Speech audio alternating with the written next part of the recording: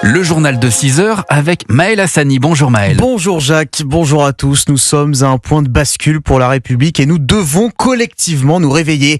Les propos chocs de Gérald Darmanin au sujet de l'influence grandissante des gangs de narcotrafiquants en France.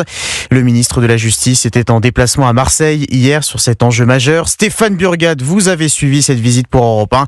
Il était notamment question de la proposition phare de Gérald Darmanin, l'isolement des dealers incarcérés les plus dangereux.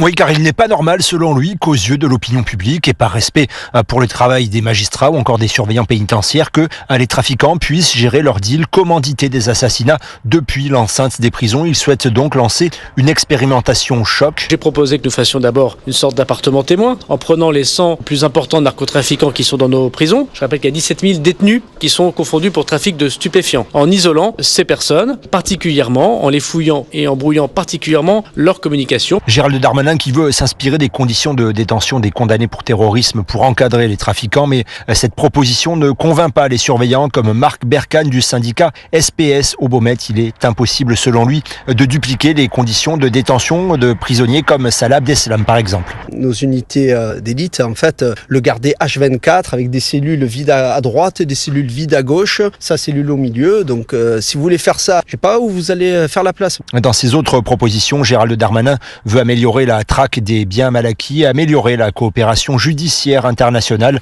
notamment à Dubaï où se cachent toujours des barons de la drogue. Stéphane Burgat, correspondant d'Europe 1 à Marseille, et Gérald Darmanin promet également la plus grande fermeté contre les délinquants qui menacent et tentent de corrompre les agents publics. Cette consigne sera édictée dans la circulaire de politique pénale adressée au procureur.